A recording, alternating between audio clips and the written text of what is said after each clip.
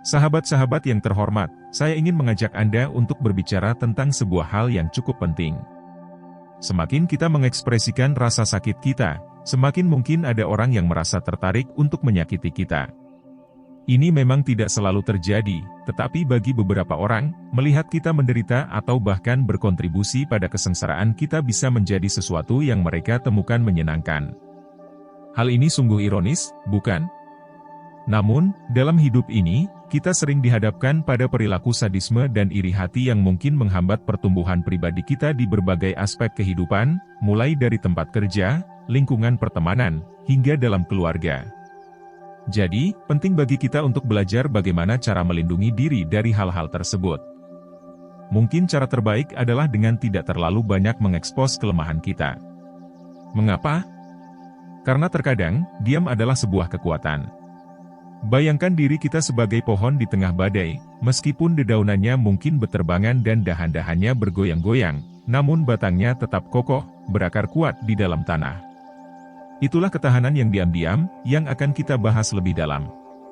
Kami akan menjelaskan bagaimana kita bisa menjadi lebih kuat dengan menunjukkan bahwa kita tidak mudah terpengaruh oleh masalah-masalah yang datang, baik dari luar maupun dari dalam diri kita sendiri.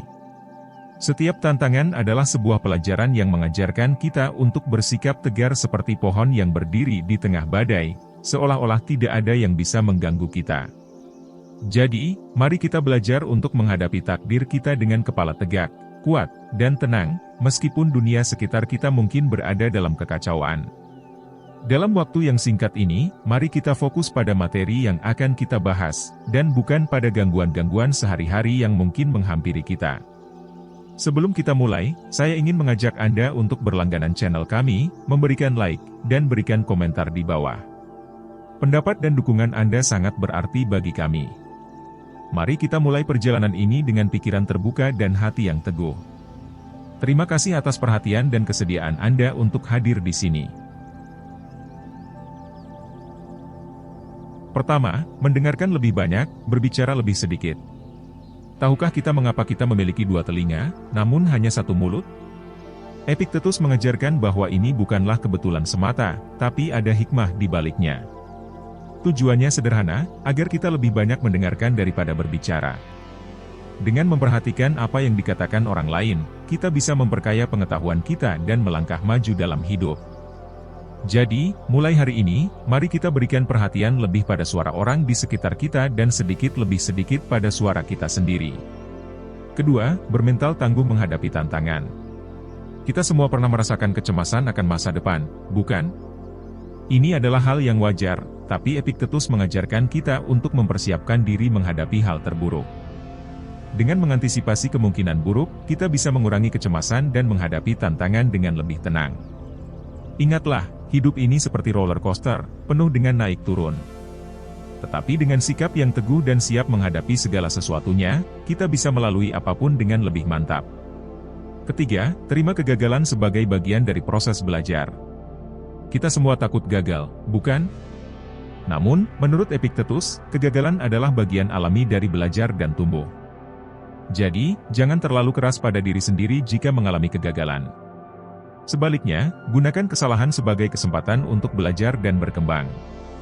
Dengan menerima kegagalan sebagai bagian dari perjalanan, kita bisa lebih berani mengambil risiko dan mencapai tujuan dengan lebih percaya diri. Jadi, mari kita hadapi tantangan dengan tekad dan terbuka untuk belajar dari setiap kesalahan yang kita buat.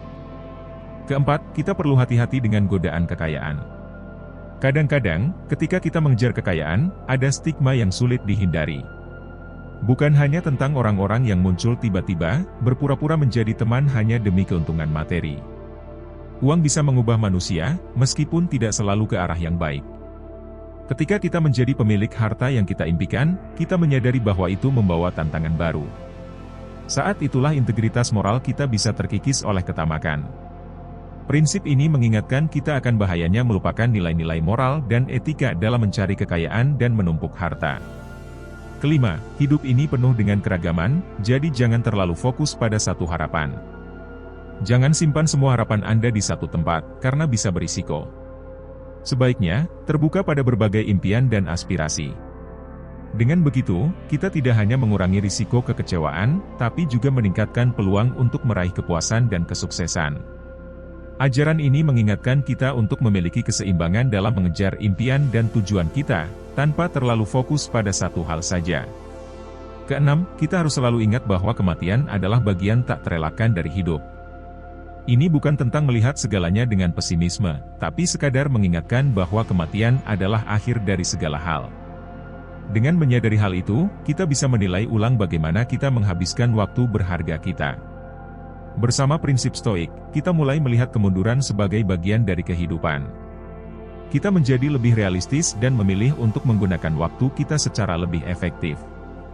Prinsip Stoik ini mengajak kita untuk hidup lebih sadar, mempertimbangkan keberadaan kita dengan lebih bijaksana, dan membuat pilihan yang mencerminkan nilai-nilai yang lebih dalam hidup kita. Ketujuh, kekayaan sejati dapat ditemukan dalam kepuasan batin. Kita semua menginginkan kebahagiaan, bukan? Tapi, menurut Epictetus dari filsafat Stoanya, kebahagiaan sejati itu datang dari dalam. Dia mengatakan, seorang bijak adalah seseorang yang tidak bersedih karena hal-hal yang belum dimilikinya, tetapi bersukacita karena apa yang sudah dimilikinya. Pesan yang disampaikan di sini bukan hanya sekadar pepatah. Ini lebih seperti panduan hidup untuk menghentikan kecemasan kita tentang apa yang belum kita miliki. Kadang-kadang, kita terlalu sibuk memikirkan apa yang belum kita raih, hingga kita lupa mensyukuri apa yang sudah kita capai.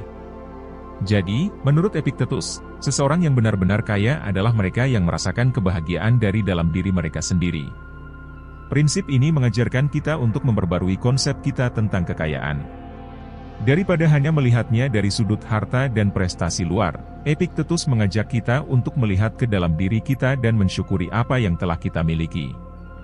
Ini membantu kita menemukan kepuasan dan penghargaan untuk saat ini, terlepas dari kondisi luar kita. Dengan mengadopsi pikiran ini, kita tidak hanya menemukan kedamaian batin, tetapi juga mengembangkan sikap yang lebih positif dan bersyukur terhadap hidup. Kedelapan, jadikan kerendahan hati sebagai bagian penting dari hidupmu. Bagian penting dari belajar sesuatu adalah dengan bersedia meragukan apa yang kita pikir sudah kita ketahui. Epictetus mengatakan bahwa kita harus hidup dengan pikiran terbuka, seperti anak kecil yang selalu ingin tahu. Ini menekankan pentingnya kerendahan hati dalam belajar. Kita harus ingat bahwa kita tidak tahu segalanya, dan selalu ada ruang untuk belajar hal baru. Kerendahan hati bukan hanya kebajikan, tapi juga kunci untuk pertumbuhan yang berkelanjutan. Kesembilan, jangan biarkan rasa bersalah menjadi belenggu dalam hidupmu. Seringkali kita merasa bersalah atas kesalahan yang kita buat. Tapi menurut Epictetus, merasa bersalah itu tidak produktif. Itu hanya membuat kita terjebak dalam siklus penyesalan. Jadi, daripada terus-menerus merasa bersalah, kita harus belajar dari kesalahan kita dan bertanggung jawab atas tindakan kita. Itu membutuhkan kedewasaan emosional dan kemauan untuk tumbuh. Ini adalah pandangan yang santai, tapi saya harap bisa memberikan gambaran yang baik tentang pesan yang ingin disampaikan. Kesepuluh, bikinlah koneksi dengan orang-orang yang berhasil. Ada hal menarik saat kita lihat betapa cepatnya kita mundur dari orang yang bersin di dekat kita, takut akan penularan. Tapi, terkadang kita lupa untuk berhati-hati dengan penularan yang lebih berbahaya, perasaan negatif dan putus asa. Epictetus punya wejangan bagus soal ini, kita harus bersama orang-orang yang menginspirasi kita untuk jadi lebih baik. Teman-teman dan lingkungan kita berpengaruh besar pada mood dan sikap kita. Ada yang bikin kita lelah dan memperburuk hari, tapi ada juga yang mengisi kita dengan semangat dan kebahagiaan.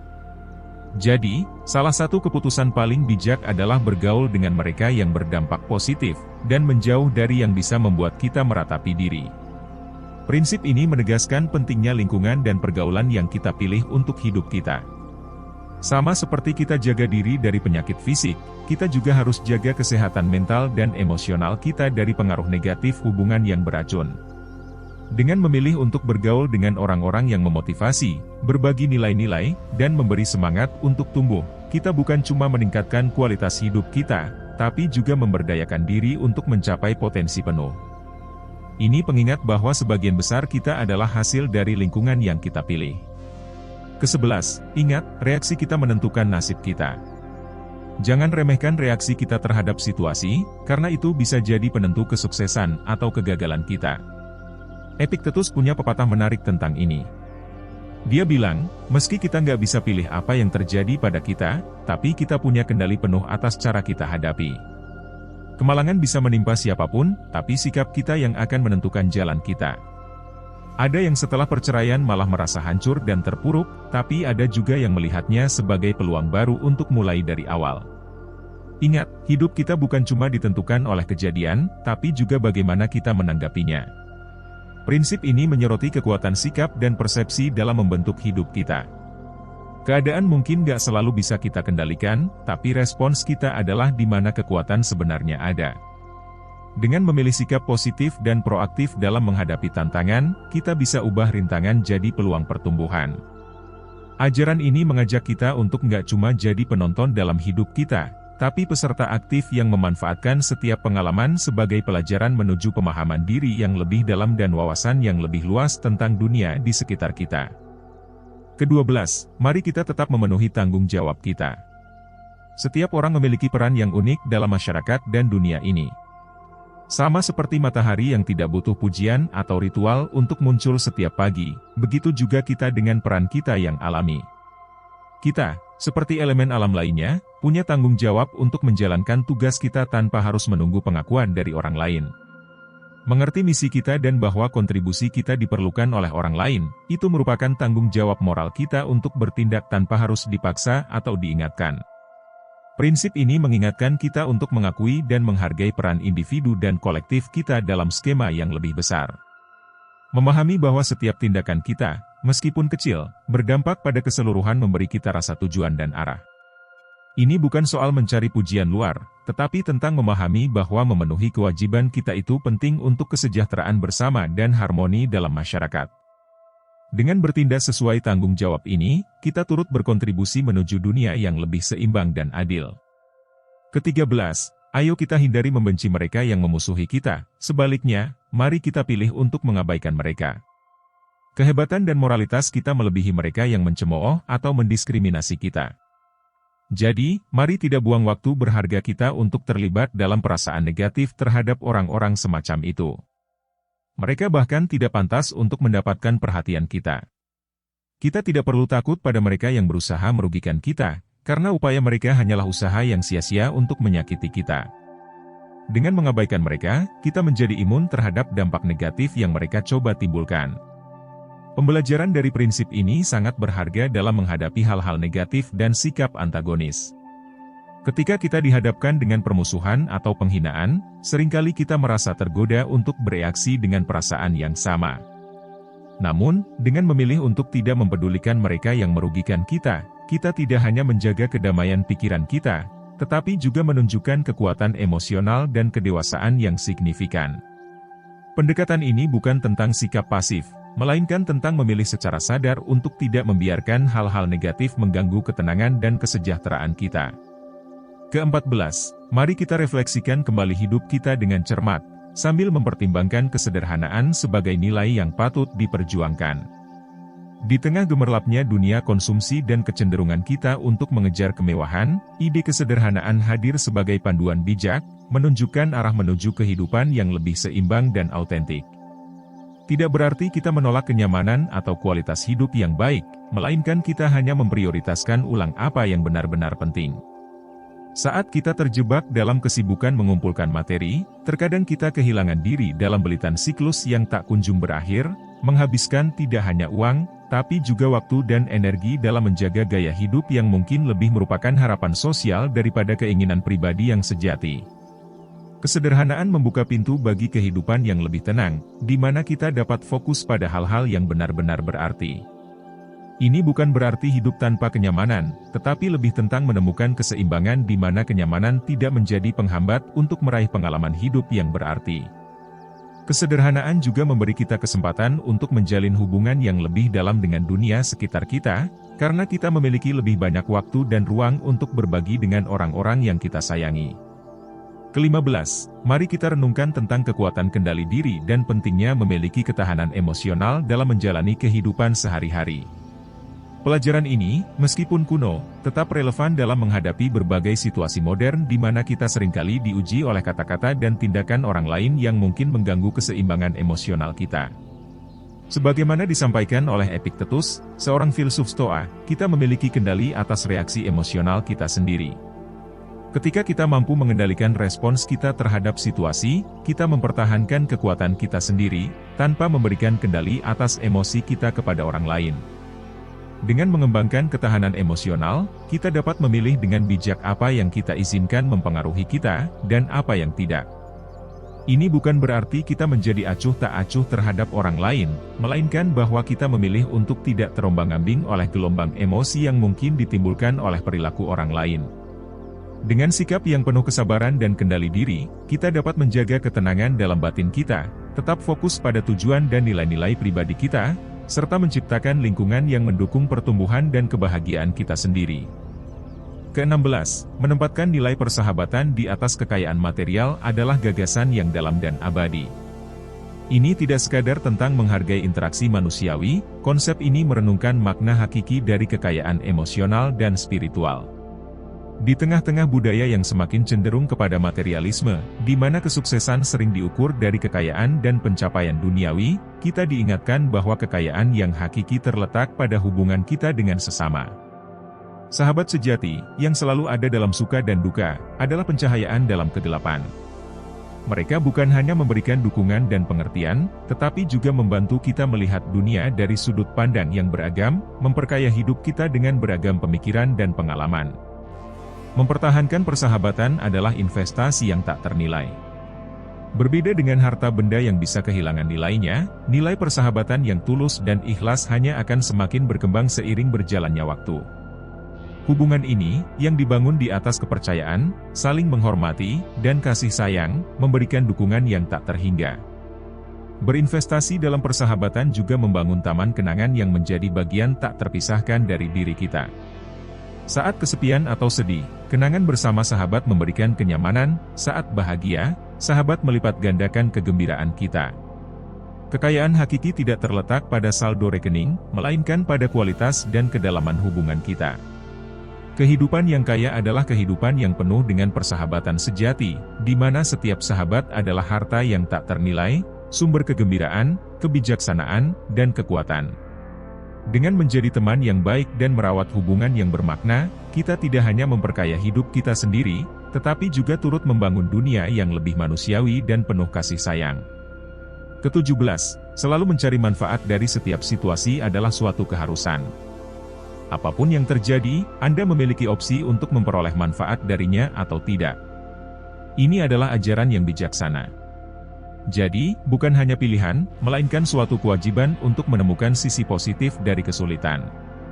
Di dalam diri Anda tersimpan kebijaksanaan yang mampu mengenali peluang di tengah kesulitan.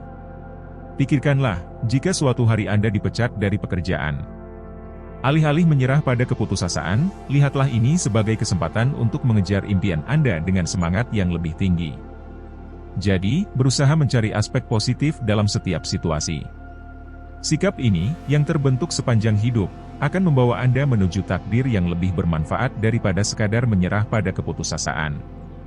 Pendekatan yang diajarkan oleh filsuf ini memberi kita semangat untuk mengubah tantangan menjadi langkah-langkah menuju pertumbuhan pribadi dan profesional. Alih-alih terbebani oleh kesulitan, kita didorong untuk menggunakan kreativitas dan ketahanan untuk menemukan peluang baru. Dengan mengadopsi pola pikir ini, kita tidak hanya mengatasi rintangan, tetapi juga mengembangkan diri kita sendiri, membuka jalan menuju masa depan yang lebih cerah dan memuaskan. Ke-18, terinspirasi oleh ajaran Stoa, menawarkan pandangan yang menginspirasi tentang cara menghadapi ketidakpastian dan tantangan hidup. Prinsip ini membimbing kita untuk dengan jelas membedakan apa yang berada dalam kendali kita dan apa yang tidak, menekankan pentingnya fokus energi dan perhatian kita pada bidang-bidang yang dapat kita pengaruhi. Kebijaksanaan Stoa, seperti yang diajarkan oleh Epictetus, mengajarkan bahwa banyak aspek kehidupan, seperti persepsi orang lain tentang kita, reputasi, hasil dari usaha kita, kesuksesan, dan bahkan ketersediaan sumber daya, berada di luar jangkauan kendali langsung kita. Elemen-elemen ini, yang di luar kendali kita, dapat menjadi sumber penderitaan dan frustrasi yang besar jika kita terlalu memikirkannya. Prinsip ini mengajak kita untuk mengenali dan menerima kenyataan ini, sehingga menghindari pemborosan waktu dan energi emosional pada hal-hal yang tidak dapat kita ubah. Sebaliknya, Epictetus menyarankan kita untuk fokus pada peningkatan apa yang bisa kita ubah. Ini mencakup tindakan, keputusan, keyakinan, dan bagaimana kita merespons peristiwa kehidupan. Dengan fokus pada bidang-bidang tersebut, kita tidak hanya memaksimalkan efektivitas dan dampak kita, tetapi juga mendapatkan rasa damai dan kepuasan yang lebih besar, mengetahui bahwa kita melakukan yang terbaik dengan kondisi yang ada. Prinsip ini sangat berharga dalam saat-saat sulit. Dalam situasi sulit, kecenderungan alamiah mungkin untuk merasa benci atau sedih karena keadaan. Namun, filsafat Stoa mendorong kita untuk menghadapi tantangan tersebut dengan rasa ingin tahu dan keuletan, melihatnya sebagai kesempatan untuk belajar dan pertumbuhan pribadi. Daripada meratapi hal-hal yang tidak dapat kita kendalikan, kita didorong untuk menyesuaikan pendekatan dan sikap kita, mencari cara untuk melewati hambatan. Singkatnya, prinsip ini mengajarkan kita seni menerima dan mentransformasi. Dengan menerima apa yang berada di luar kendali kita dan mengubah apa yang ada dalam jangkauan kita, kita menjalani hidup dengan rasa tujuan dan ketenangan yang lebih besar. Pengajaran ini tidak hanya membantu kita menavigasi perubahan sehari-hari tetapi juga mempersiapkan kita untuk menghadapi masa-masa yang lebih menantang dengan seimbang dan perspektif konstruktif. Dengan mempertimbangkan prinsip ini, kita menyadari bahwa kebijaksanaan Stoik mendorong kita untuk fokus pada hal-hal yang nyata dan dapat diubah oleh tindakan kita, sementara itu mengajarkan kita untuk melepaskan hal-hal yang tidak dapat kita ubah. Perspektif ini tidak hanya membawa kedamaian batin tetapi juga mengarahkan kita untuk menginvestasikan energi di tempat kita benar-benar dapat membuat perbedaan. Dengan menginternalisasi dan menerapkan ajaran ini, kita menjadi lebih tangguh dan fokus, mampu melewati masa-masa sulit dengan pikiran yang jelas dan hati yang tenang. Oleh karena itu, filsafat Stoik bukan hanya serangkaian ide tetapi merupakan jalan praktis menuju kehidupan yang lebih seimbang dan memuaskan. Saya berharap Anda menikmati video ini, dan karena Anda telah menonton hingga akhir, silakan bagikan pemikiran Anda dengan kami di komentar. Jika Anda baru mengenal channel ini, jangan lupa berlangganan.